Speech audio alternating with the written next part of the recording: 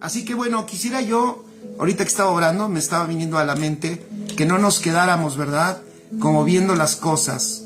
Hubieron personas que solo vieron la tierra prometida de lejos, que no pudieron entrar a ella, sino que solo la miraron de lejos. No solo fue Moisés, sino fue toda una generación, acuérdense, que estuvo en la frontera a punto de entrar a la tierra prometida, pero no entró. La sesión pasada meditábamos en por qué esta nación no entró, qué fue lo que en ellos no funcionó, cuál fue la razón por las cuales ellos no pudieron entrar y disfrutar esta tierra, que era una tierra donde iban a hallar el reposo y donde iban a disfrutar la abundancia y las riquezas de esta tierra. ¿Qué era lo que qué fue lo que Dios diagnosticó como un ejemplo de desobediencia? Bueno, que es el haber tenido la tierra enfrente y no haber entrado en ella. Ya hablamos un poquito de ello, cómo este pueblo, estando en la frontera, no quiso entrar. La intención, fíjense, de haber compartido eso la semana pasada o el domingo, es precisamente de animarte. Escuchen esto, familia. Dios no está lejos. Él no está alejado de nosotros. De hecho, Cristo vino precisamente para romper la barrera de separación, para acabar con la distancia, para acabar con la imposibilidad de nosotros poder alcanzar y conocer y disfrutar a Dios. Nuestro Señor Jesucristo vino a esta tierra porque nosotros no podíamos ir al cielo. Era imposible que nosotros pudiéramos ir, pero Él vino y entonces nos abrió un camino extraordinario. El camino está abierto. La tierra está dada, la tierra misma es Cristo. Cristo es esa tierra donde fluye leche y miel. Y Él, cuando vino a esta tierra, Él pagó por los pecados de toda la humanidad. De hecho, nuestro mensaje debería de ser decirle al mundo que Cristo ya los salvó, que solo necesitan ellos reconocer la obra maravillosa de nuestro Señor Jesucristo para poder disfrutar de esa salvación tan extraordinaria. No hay un pecado que nuestro Señor Jesucristo no haya pagado. No hay un pecado que se haya escapado que Él no haya pagado en la cruz con su sangre maravillosa. Él vino a consumarlo todo, a acabar con las distancias, a terminar con la separación. Entonces, entre la tierra prometida y nosotros no existe una distancia, no hay tal separación. Estamos en ella, en Cristo Jesús, pero queremos ir más allá. No queremos tampoco ni siquiera quedarnos como cuando decimos, pues yo solo me quedo aquí en la orillita, ¿verdad? Me quedo en la orillita, ya pasé la línea, pero me quedo en la orillita. Como cuando los niños pequeñitos les decimos, cuando los llevamos a la playa, les decimos, no, tú te quedas aquí en la playa porque estás muy chiquito. Tú no te metas más profundo porque es peligroso. Pero hemos entendido y hemos visto y queremos ir más profundo. Queremos ir más allá, no por nosotros mismos solamente, sino por todo lo que queremos que suceda en nuestra generación y lo que queremos que suceda en la generación que viene. Queremos nosotros poner una plataforma de profundidad de la vida de Dios. Queremos no solo ser un modelo, sino ser una manifestación de la vida de Cristo, una inspiración para que todos aquellos que estén a tu lado, a tu alrededor, desde el más pequeñito hasta el más grande, puedan ver realmente a Dios a través de tu vida. Y eso es lo que nosotros anhelamos. Pero para que eso suceda no nos podemos quedar en la orilla. No nos podemos quedar chapoteando allí en las olas que llegan ya no como olas, sino como espuma, y que nosotros nada más estamos allí jugando con la arena, sino queremos ir más profundo, queremos disfrutar la vida de Dios de la manera más profunda, más intensa, de la manera más real, y que afecte todos los aspectos de nuestra vida. El problema del pueblo de Israel es que, teniendo todo eso frente a ellos, no quisieron entrar. Estaba la tierra dada, estaban los enemigos entregados a ese pueblo. Más adelante uno lee, después cuando regresa ya el pueblo y entra a la tierra prometida y acaban con Jericó, que era la primera ciudad que enfrentaron. Los habitantes de Jericó dijeron, desde la otra vez que ustedes andaban merodeando por acá, saludos Jackie, ¿cómo estás? Hola mi buen Memo, Isaac Campos, ¿cómo estás? Un abrazo enorme. Fíjense, la segunda vez cuando ya el pueblo va a entrar a la tierra prometida, se encontraron con algo impresionante. La gente de adentro decía, desde la primera vez que ustedes se acercaron, nosotros temblábamos de miedo, porque habíamos escuchado lo que Dios había hecho con ustedes. ¡Wow! Fíjense, el pueblo estaba entregado, tenía miedo. Ese pueblo y esa nación que los espías vieron muy grandes y que los vieron casi imposible de poder conquistar, esa nación ya estaba conquistada porque su corazón tenía temor, estaban arrodillados porque habían escuchado de las obras tan extraordinarias que Dios había hecho con Israel, venciendo a Faraón y a su ejército, y que escucharon cómo el mar se había abierto y que el ejército de Faraón había muerto ahogado en ese mar.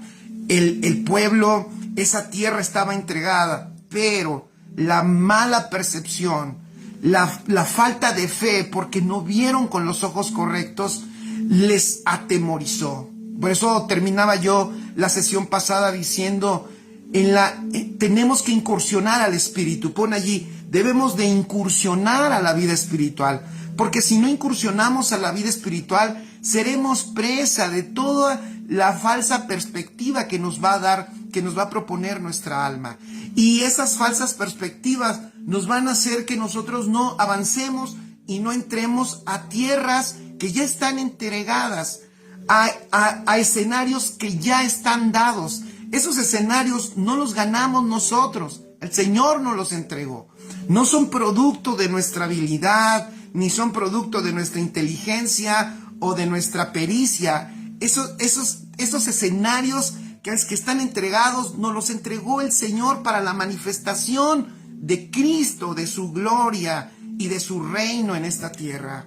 Saludos, mi buen Chanito, un abrazo. Chic Pérez, saludos. Entonces, por eso el escritor de Hebreos dicen, vean este ejemplo de desobediencia. Estando a punto de entrar, no entraron. Y no entraron porque no miraron correctamente, porque su perspectiva los traicionó.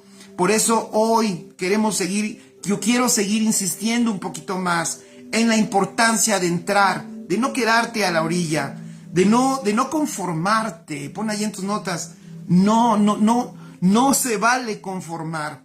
¿Por qué? Porque esta tierra es una tierra que si vamos a profundidad en ella, que es en Cristo, vamos a encontrar sus riquezas. Y como dijo el apóstol Pablo, todo lo he tenido por basura. Para mí todo es pérdida, por la gloria mucho mayor de haber conocido las riquezas de Cristo. Y lo único que anhelo es ser hallado en Él, también decía Pablo, ser hallado en Él. Ese ser hallado en Él, de nuevo, no es quedarme en la orilla. Ese ser hallado en Él es que fui una persona que incursioné, que metí, hasta ganar a Cristo, más y más ganar a Cristo. Yo cada vez me convenzo más que nuestros descuidos, nuestra indolencia, nuestra falta de responsabilidad son las cosas que más problemas nos ocasionan, porque no administramos bien, primeramente, toda esta maravillosa vida que Dios nos ha dado. No administramos todo lo que Dios nos ha entregado. Y entonces muchas veces descuidamos desde lo más básico. Fíjense, nuestra comida, nuestra alimentación, comer a Cristo. Hace poco platicaba con una persona y le decía, fíjate cómo Dios, para que no se nos olvidara nunca en esta vida natural, Dios, para que nunca se nos olvidara esta vida natural, y de hecho todas las vidas que existen, las formas de vida están atadas al alimento, todas las formas de vida están atadas al alimento. Sorprendentemente, la vida espiritual también. Así como este cuerpo está atado a un alimento, si yo lo alimento, este cuerpo vive. Si yo no lo alimento, este cuerpo está destinado ¿a qué? Está destinado a morir. Este cuerpo está destinado a perecer. Pero si yo lo alimento, seguirá con vida. Si lo alimento bien, la vida va a ser mejor. Tendré una mejor calidad de vida. Y la vida espiritual no queda fuera de eso. Yo no sé por qué. Yo sé que algunos anhelarían que la vida espiritual no requiera alimento. Lo sentimos. De verdad, lo siento yo mucho y lo siento por mí, lo digo por mí. Porque a mí me encantaría pensar, porque ese pensamiento siento que hay en muchos hijos de Dios, probablemente en mí y en algunos otros también, que de repente pensamos que como ya tengo a Cristo impartido, ¿no? Y Cristo está en mí y Él habita, pues ni modo que se muera adentro, ¿verdad? Entonces, como que, órale, Señor, pues tú vive y haz lo que tú tengas que hacer. No, esta vida en Cristo Jesús, Dios también la ató, vamos a llamarla así, o la diseñó para que necesite ser alimentada. Entonces, requerimos comida. Jesús dijo, no solo de pan vivirá el hombre. Ya no estaba hablando del hombre natural. Ese otro, no, está hablando ya de otro hombre que el que le estaba escuchando, que era el enemigo, se debe haber quedado, ¿cómo? Yo solo conozco hombres que comen pan. Ahora tú hablas de otro nuevo hombre. Dice Jesús, sí, no solo de pan vivirá este nuevo hombre, sino de toda palabra que sale de la boca de Dios. Entonces, yo digo, ¿cómo el Señor todo lo encerró en comida? Por eso 3 veces al día, por lo menos tú y yo, ejercitamos o accionamos en esa función o en esa necesidad natural que tenemos de comer, y lo hacemos todos los días. Así que, ¿por qué estoy diciendo esto? Porque por negligencia, por irresponsabilidad, o también por falta de conocimiento, por tontos incluso, dejamos de alimentarnos, dejamos de comer, dejamos de disfrutar y de nutrirnos de la vida de Cristo, y al final eso trae consecuencias, por supuesto. Y entonces, ¿qué es lo que estoy diciendo? Comamos, busquemos más, anhelemos más, escudriñemos la palabra, comámonos la palabra, disfrutemos la escritura también, leámosla, que el Señor nos dé su palabra que tiene contenida allí en la escritura, que podamos ver a Cristo en ella para que nuestra vida pueda ser edificada de una manera tan extraordinaria. Recordemos lo que le pasó al pueblo de Israel. El pueblo de Israel terminó esa generación no llegando a la tierra. La vieron de lejos, estaban en la frontera, pero no entraron a ella. Si hubieran entrado a ella, ¿qué hubiera pasado? ¿Y qué pasa? ¿Qué pasa? Ahí voy al punto. ¿Qué pasa cuando entras a esa tierra? Algo mejor. Escribe allí, algo mejor, que ya dijimos la semana pasada. ¿Qué es lo mejor? Lo mejor es el reposo. El reposo de Dios. Nosotros vemos el reposo de Dios desde el Génesis. Y de hecho vemos que el primero que reposó fue Dios. Dios reposó de todas sus obras. Fíjense qué maravilloso. De hecho, si tú lees del día 1 al día 6, la Biblia dice que fue la tarde y la mañana del primer día, que fue la tarde y la mañana del segundo día, que fue la tarde y la mañana del tercer día, y así se va hasta el 6º día. Pero ojo, del 7º día no dice que fue la tarde y la mañana. Solo dice que ese 7º día Dios reposó. Eso está maravilloso. Eso es extraordinario. Ese 7º día que no nos dice la tarde y la mañana, ¿por qué no nos dice que como el primero y el segundo y el tercero hasta el 6º tuvieron su inicio y tuvieron su fin? ¿Por qué el 7º día no nos dice que tiene un inicio y que tiene un fin? ¿Por qué? Porque el 7º día, el reposo de Dios, que es nuestro Señor Jesucristo, por eso el escritor de Hebreos dice, por favor, entren, porque ese es el día del reposo eterno, es eterno, no tiene principio y no tiene fin. Y fíjense qué más maravilloso, en ese reposo eterno fue donde el Señor hizo al hombre. Entonces el Señor, escribe en tus notas, se encuentra con el hombre en una condición de reposo. El Señor se encuentra con el hombre en una condición de reposo. Yo sé que hoy estamos envueltos en un activismo brutal. La verdad es, todo el mundo quiere hacer más, queremos alcanzar más, queremos llegar cada vez más lejos, queremos hacer muchísimas cosas. Pero yo te voy a decir una cosa, si no conoces primero al Señor en el reposo, el activismo y el trabajo te va a aniquilar. Tenemos que ver a Dios en el reposo, tenemos que disfrutarlo a Él. Y te voy a decir, lo digo con respeto, pero no creas que es tan fácil. Hay muchas veces todavía dentro de nuestra cabecita, te voy a decir que el pensar que entre más hago, más le agrada a Dios. Entre más me esfuerzo, le saco a Dios una mejor sonrisa. Y eso te voy a decir, eso lo tenemos que sacar de nuestra cabeza. ¿Por qué? Porque tenemos que ver, escuchen esto, ¿saben cuál es uno de los aspectos del reposo? Es que podamos ver a Dios, escuchen, podamos ver a Dios satisfecho, alegre y contento con nosotros, no por cualquier cosa que hayamos hecho, sino porque hemos nacido de nuevo en Cristo, porque estamos en su Hijo. De eso se tiene que llenar nuestro entendimiento.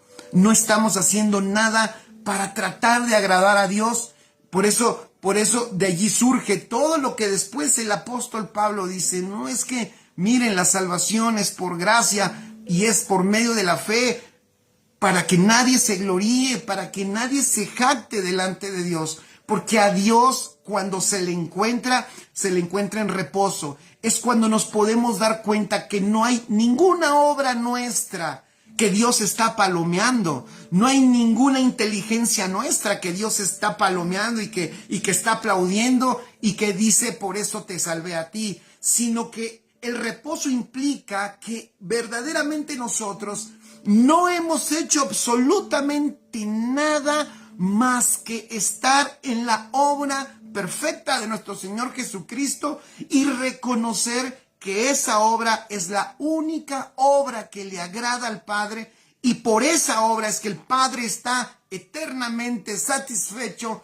feliz y disfrutando, sentado en ese reposo eterno, gobernando, y ahora su Hijo Jesucristo y su iglesia gobernando juntamente con Él. Por eso es importantísimo. Por eso dice el escritor de Hebreos, tengan cuidado, tienen que aprender lo primero, voy a llamarle así, la primera experiencia con Dios debe de ser experimentar el reposo con Él, encontrarnos en ese reposo, no encontrarnos en el trabajo, no es encontrarnos en la obra, no es encontrarnos en a ver cuánto Dios me encarga que tengo que hacer, sino encontrarme en ese punto en donde yo no estoy siendo aprobado por nada que yo haya hecho, sino por todo lo que Él ha hecho por mí. Qué extraordinario es eso.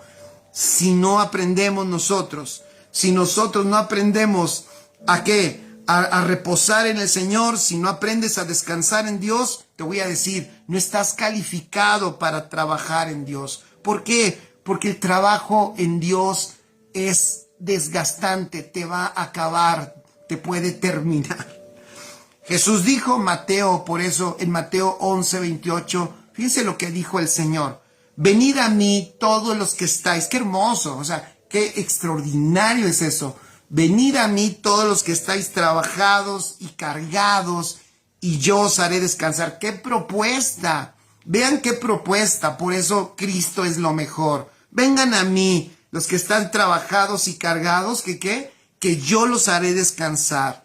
Llevad mi yugo sobre vosotros y aprended de mí, que soy manso y humilde de corazón, y hallaréis descanso para vuestras almas. Como dice el Señor, fíjense, yo los haré descansar. Llevad mi yugo sobre vosotros. Entonces, este reposo es un reposo de propósito, es un reposo mutuo. Cuando Dios, ya lo dije, creó al hombre, Él reposó. ¿Y saben por qué el Señor reposó? Porque encontró al encargado. encontró al mayordomo, al mayordomo perfecto, al que iba a gobernar como él, al que iba a manifestarlo a él. Entonces el Señor, qué maravilloso, cuando te llamó y te salvó a ti, es una expresión de confianza, es una expresión de su reposo. Vean qué hermoso. La salvación es una expresión del reposo de Dios, de decir, tengo a las personas indicadas. ¿Por qué? Porque estas personas no son personas según Adán, sino estas personas son mi Hijo Jesucristo corporativo, que está en la tierra y que va a manifestar mi propósito y que me va a ser visible en la tierra. Y Dios confía, verdaderamente confía en la iglesia, en lo que Él ha depositado en ella, porque esta iglesia es la imagen de su Hijo, de nuestro Señor Jesucristo. ¡Qué maravilloso! Entonces, ¿qué hace el Señor? El Señor tiene al encargado en la tierra y el Señor reposa. Yo puse aquí, el Señor no reposó cuando creó a la jirafa, ni cuando creó al elefante, ¿verdad? No reposó cuando creó al león, aunque sea el rey de la selva y lo que tú quieras. No reposó cuando creó al águila, aunque vuela muy alto y mira muy lejos. No, el Señor reposó. Vean qué extraordinario. El Señor reposó. El Señor reposa cuando sabe que la vida de su Hijo está en un corazón como el tuyo, porque sabe que esa vida del Hijo va a traer orden en todo lo que hay aquí en la tierra. Vean qué extraordinario. El Señor reposa cuando la vida de nuestro Señor Jesucristo está en nosotros y se empieza a incrementar y crece de tal manera que empieza a traer orden donde quiera que se manifiesta a través de sus hijos. Entonces, ve qué maravilloso. ¿A qué nos está incluyendo el Señor? Nos está incluyendo el Señor a algo extraordinario, algo que supera nuestra mente. O sea, tú y yo ni nos lo imaginábamos, pero es maravilloso, es extraordinario, por eso huele bien la vida de los hijos de Dios, por eso es benéfica la vida de los hijos de Dios, por eso trae bien y no mal a esta tierra la vida de los hijos. ¿Por qué? Porque tienen adentro los hijos toda la vida de Dios, gloria y riquezas para manifestarse en esta tierra y traer salud, bienestar, abundancia, riqueza y todo lo que tiene que ver con la vida de Cristo. Por eso Dios, dile al que está a tu lado y pon ahí en tus notas, Dios está contento con nosotros. Él está feliz, Él no está enojado. Él no es un capataz que está esperando que nos levantemos y hagamos más, sino Él está reposando, creyendo que la vida del Hijo de Dios que está en nosotros, al incrementarse, nos va a llevar a escenarios extraordinarios para manifestar la vida de Dios. Qué extraordinario es eso. Aunque para que haya reposo, escribe allí, te tienes que quitar, por supuesto, te tienes que quitar algunas cargas, porque el Señor Jesús dijo, ¿verdad? Venid a mí todos los que estén cargados y trabajados, ¿no? Y después en Mateo 23:4 dice, porque hay algunos, ustedes me dicen, y pongan allí en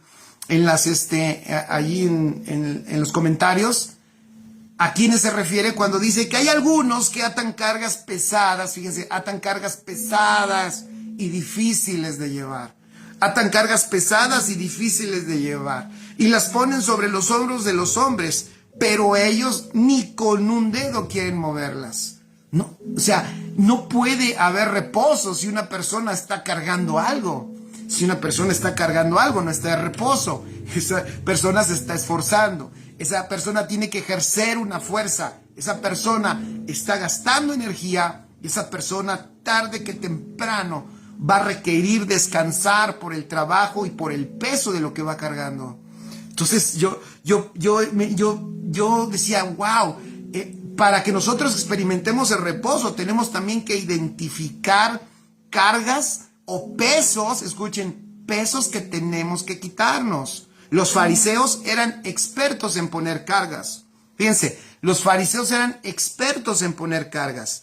eran expertos en ponerle peso a la gente. O sea que si tú dices, pastor, yo tengo un problema porque yo me peso, yo ya tiré mi báscula, porque cada vez que me peso en ella, peso más. Bueno, así parecido era con los fariseos. Cada vez que la gente llegaba con ellos les ponían más peso. Eran expertos en poner cargas, eran expertos en poner pesos. Y yo te voy a decir, escribe en tus notas, el camino de fe, la vida espiritual, el camino de fe se debe de caminar, escribe esto, con el peso justo, porque Jesús dijo, pondré mi yugo porque mi yugo es fácil. O sea, sí hay un peso, pero ¿sabes cuál es el peso? La misma palabra lo dice, el peso es la gloria de Dios. Pero la gloria de Dios no es algo que yo cargo, no es un peso que yo cargo. La gloria de Dios es un peso que carga Cristo, que Cristo es, porque Cristo es la gloria. La gloria de Dios es un peso que es Cristo, que yo no cargo, sino que llevo dentro de mí en Cristo Jesús. La misma palabra gloria, si lo saben, gloria doxa, o en hebreo gloria es kabod, y en hebreo significa peso. Y acuérdense que la idea de Dios era que ellos que cargaran, los sacerdotes eran los que cargaban a esa arca que representaba la gloria de Dios. Y toda esa imagen representaba que los sacerdotes cargaban la gloria, pero ellos mostraron en todo ese viejo pacto, ustedes saben, en todo ese pacto mostraron que aunque en figuras y en tipos los sacerdotes cargaban, ellos no soportaban esa carga, ellos no soportaban ese peso, y todos los templos y tabernáculos por eso no soportaron nunca, ni los sacerdotes humanos soportaron nunca la gloria de Dios. Ustedes saben que hubieron veces que Dios se manifestaba y el lugar se llenaba de esa gloria de Dios, y los sacerdotes salían arrastrándose porque no podían estar dentro, porque no soportaban ese peso. Ese peso no lo puede soportar ningún ser humano. Ese peso es Cristo. Ese peso solo nuestro Señor Jesucristo lo porta, y ese peso que Cristo porta, que es su gloria y que es el mismo, ahora está en nosotros. Extraordinario. Por eso escribe allí, el peso de la gloria de Dios que es Cristo en mí es el único peso que yo debo cargar. Si yo cargo más peso que ese, entonces voy a perder velocidad. La iglesia, escribe esto, la iglesia está diseñada para ser ágil, para ser dinámica, para correr con eso, con el peso justo.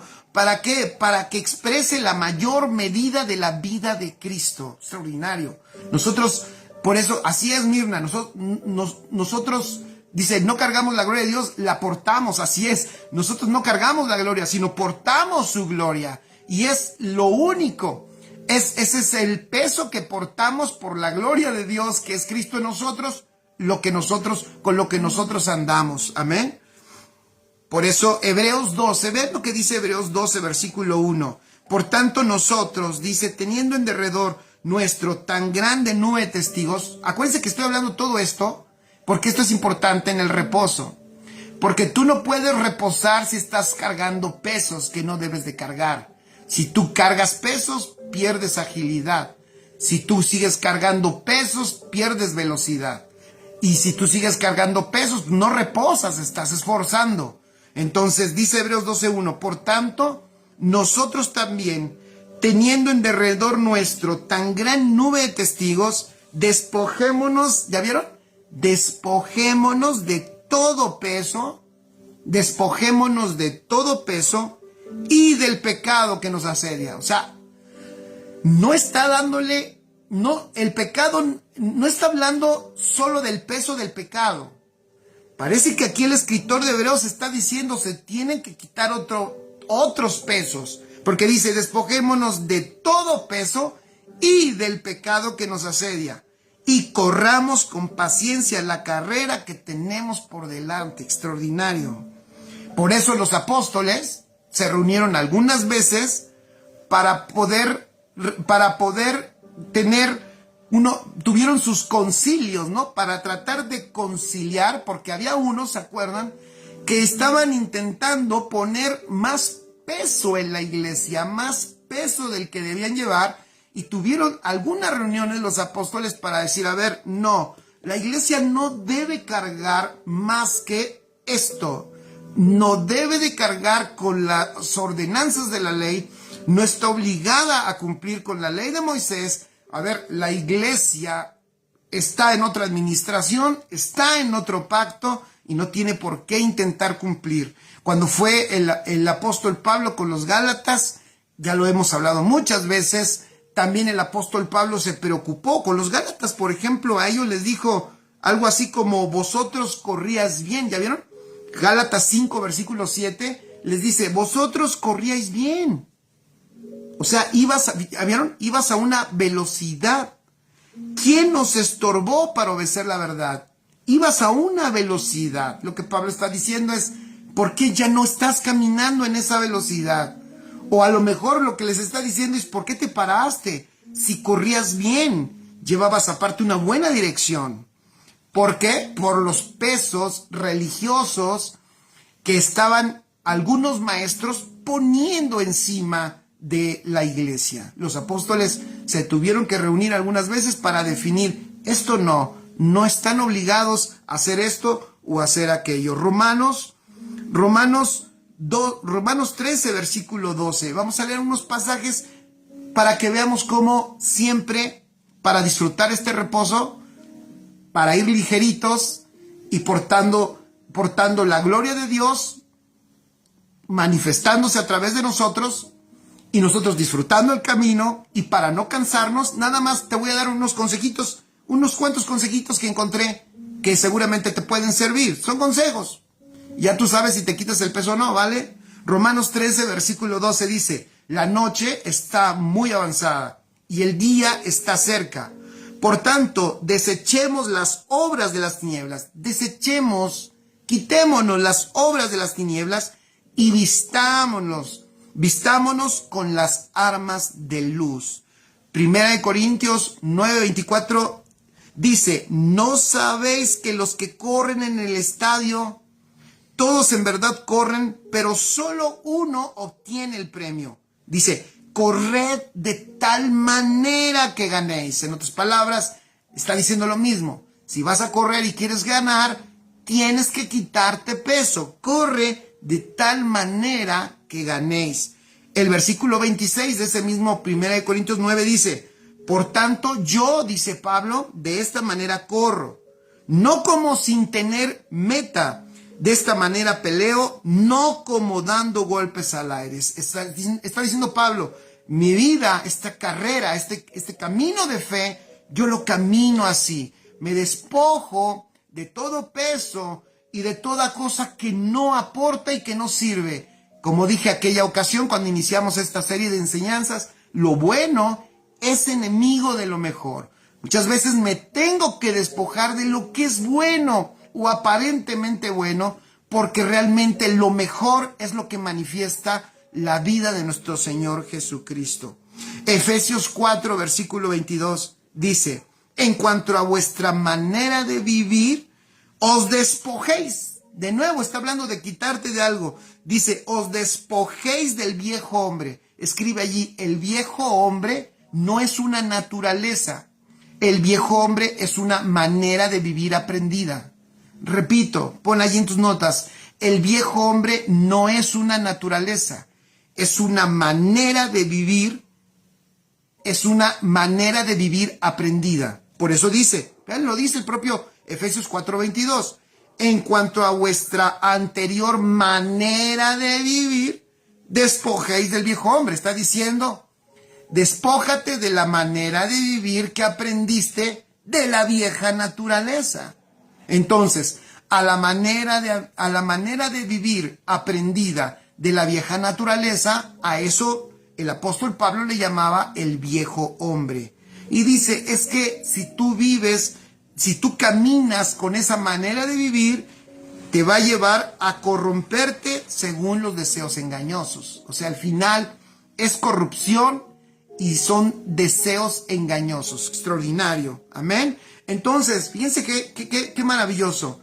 Este reposo, ahora, ¿dónde está ese reposo para cerrar esto? Fíjense, ¿de qué estamos hablando? Los que llevan esta serie de enseñanzas saben que estamos hablando de el espíritu, de andar en el espíritu. O sea, ¿dónde está ese reposo? Yo dije al principio de esta enseñanza que no está lejos de ti, que Cristo, que Dios no está afuera, sino ese reposo está en el espíritu, dentro de ti. ¡Qué maravilloso! Entonces, cuando tú vas a esa realidad interior y esa realidad interior empieza a ser conocida por tu alma y tú empiezas a crecer en entender esa realidad, ¿qué es lo que sucede? Entonces empiezas a experimentar el reposo. Allí encuentras que Dios te ama incondicionalmente. Allí encuentras que eres acepto, eres amado y que eres, como dije en un principio, y que incluso eres el descanso de Dios. O sea, Dios ha descansado porque ha depositado en ti a su Hijo que manifestará y cumplirá su propósito maravilloso en tu vida. Y otra cosa mejor que encuentras, escribe, otra cosa que encontraré en el Espíritu, que también es lo mejor, es que allí voy a encontrar el trono de la gracia. Pon allí el trono de la gracia. Hebreos 4, versículo 15 y versículo 16. Dice Ofe López, debemos estar activos en participar del propósito eterno de papá. Es que sus hijos vivamos para Cristo. Así es. Hebreos 4, 15 y 16 dice, porque no tenemos un sumo sacerdote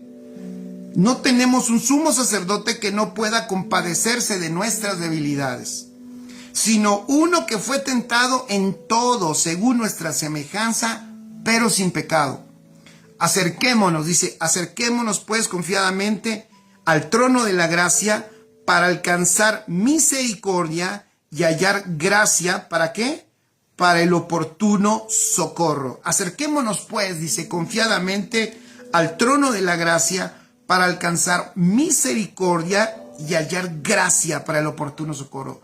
¿Dónde está el trono de la gracia? Escribe allí, está en el Espíritu.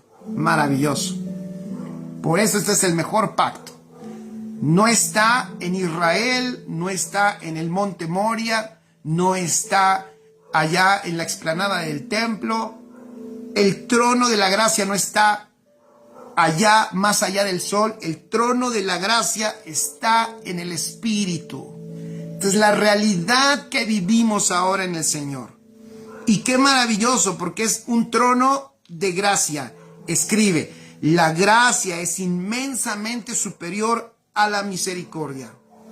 No es lo mismo misericordia que gracia. Por eso, cuando oramos los hijos de Dios entendidos, no le pedimos a Dios misericordia. No le pedimos a Dios que tenga misericordia de nosotros, aunque la tiene, por supuesto. Pero como hijos nosotros disfrutamos su gracia, disfrutamos su amor, amén. Disfrutamos su vida, somos sus hijos. Y esa vida que tenemos en Él y naturaleza de hijos nos guarda y nos protege.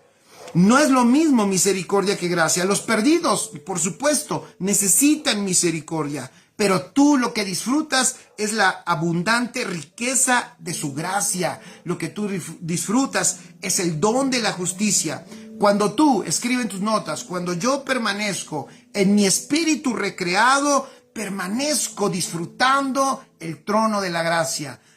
Por eso, miren, por eso la religión engañosa, esa religión que no nos gusta, esa religión que se está acabando, se está destruyendo, porque cada día más la iglesia entendida está avanzando, está creciendo. Estamos quitándonos todos esos conceptos religiosos, estructuras religiosas, costumbres religiosas, y estamos despertando a la vida de Cristo. Y cada vez más estamos, al quitarnos todos esos conceptos religiosos y al ver, vivir y disfrutar y conocer más esta vida que portamos, lo que está sucediendo es que nos damos cuenta de cuánto amor, cuánta gracia, cuánto poder, cuánta gloria, ¿Cuánto ya tenemos? No cuánto vamos a tener, sino cuánto ya tenemos. Y alguien dirá, pero qué fácil. Pues es que es por gracia. No, es fácil para nosotros porque la recibimos, pero por supuesto para Cristo fue dejar todo, dejar la gloria, dejar la forma de Dios y tomar forma de hombre y venir a esta tierra, despojarse y servirnos a nosotros, a todos, y morir en la cruz para pagar por el pecado de todos nosotros, redimir a toda la humanidad, y entonces que nosotros podamos entrar a ese trono de la gracia y disfrutar todas sus riquezas por la obra perfecta de nuestro Señor Jesucristo. A Él le costó. Y cuando tú entras al trono de la gracia y reconoces que es por gracia, que no hay ningún esfuerzo tuyo, sino todo es el mérito de Cristo, estás honrando la obra de Cristo. Por eso la gracia honra al Señor, honra a Cristo. Cristo mismo es la gracia manifestada a nosotros. Juan, cuando lo vio, dijo, vimos la vida y lo vimos lleno de gracia y de verdad. O sea, encontró una ecuación el apóstol Juan y dijo, cuando lo vimos, nunca habíamos visto vida y vimos lo que verdaderamente es la vida. Y ahora sí entendemos lo que es la gracia. Esto es la gracia. ¿Qué es la gracia? Lo que Cristo manifestaba todo el tiempo. Una persona, ahora la iglesia que está creciendo, que está madurando y que está soltando, como dije, todos esos distractores religiosos de los que nos llenamos en otro tiempo y estamos regresando al trono de gracia, o sea, a nuestro espíritu, nos estamos dando cuenta de todo lo que tenemos y que nada nos falta y que todo está aparte dado en abundancia y dado en forma de riquezas. Eso es maravilloso. Cuando tú permaneces entonces en tu espíritu recreado, cuando tú andas en el espíritu, eres una manifestación, te conviertes en un canal de la manifestación de la gracia de Dios, porque estás en contacto, estás viviendo en el trono de la gracia. Maravilloso.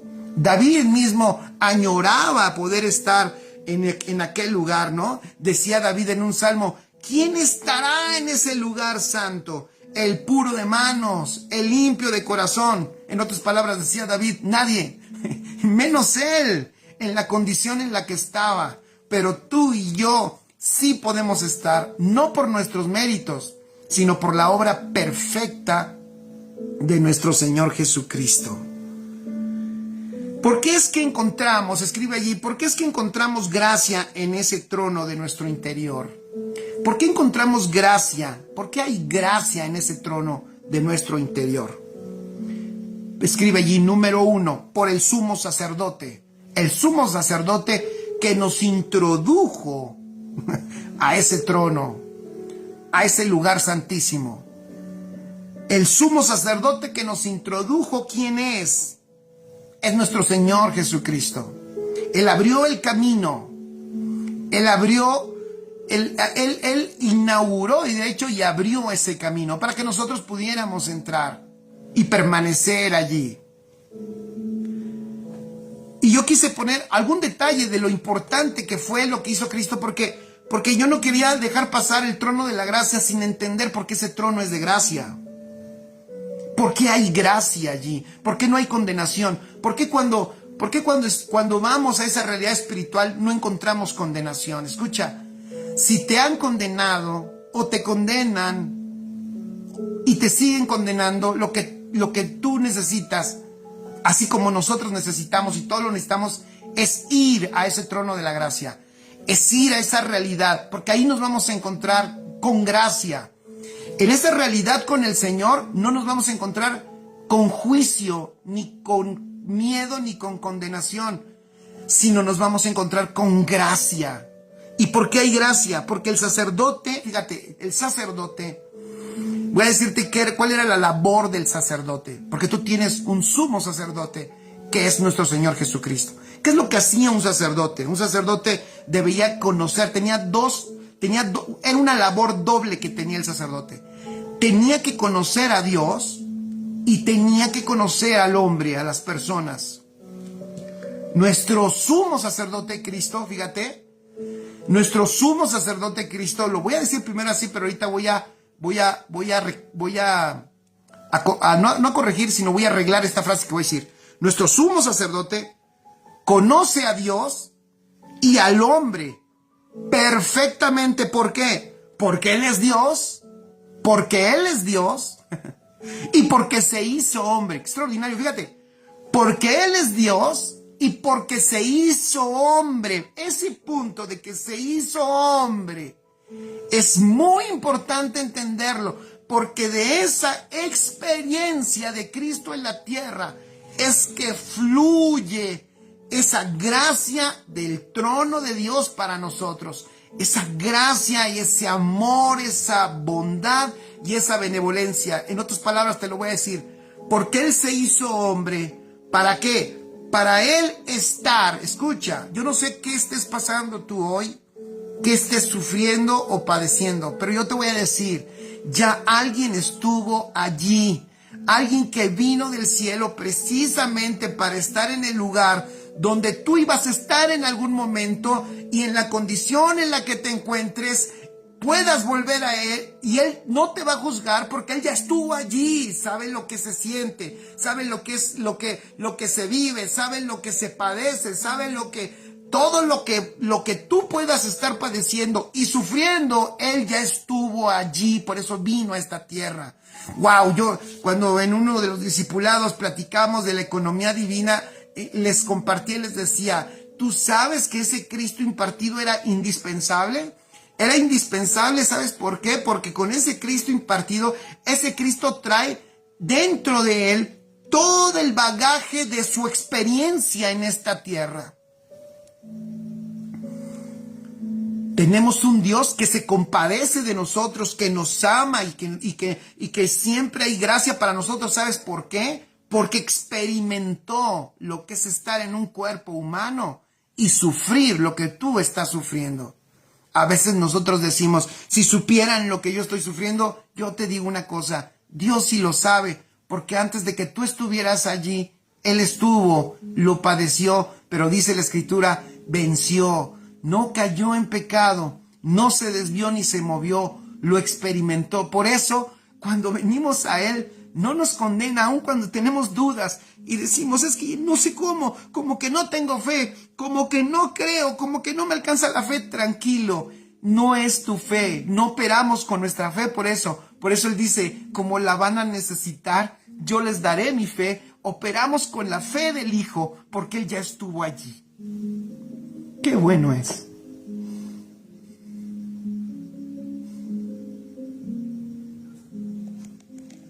Qué bueno es Dios.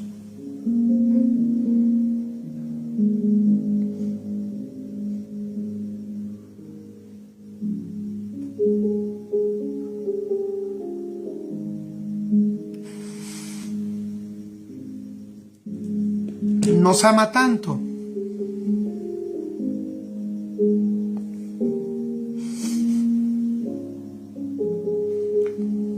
Nos ama tanto que vino a experimentar lo que tú ibas a experimentar después, para que cuando tú lo necesitaras, Él te dé justamente lo que necesitas. Él te dé exactamente lo que tú requieres. Qué bueno es. Qué bueno es Dios. Qué bueno es.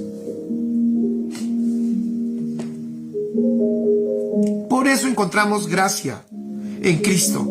Por eso encontramos gracia en Él. Por eso no hay condenación. Por eso no hay reproche delante de... Por eso Dios no nos reprocha ni nos condena. Por eso Dios no nos espera con una vara para pegarnos. Dios lo que tiene es la respuesta. Y por eso dice allí la Escritura. Por eso dice la Escritura, encontramos gracia y encontramos ayuda para el oportuno socorro, porque Él sabe lo que necesitas, porque Él ya estuvo allí. Qué hermoso es eso. Todo, absolutamente todo lo que un hombre tenga que pasar, todo lo pasó Él, por amor a ti y a mí, para poder soltar la gracia y el oportuno socorro. ¡Qué maravilloso! Es mucho mejor recurrir al trono de la gracia que a cualquier lado.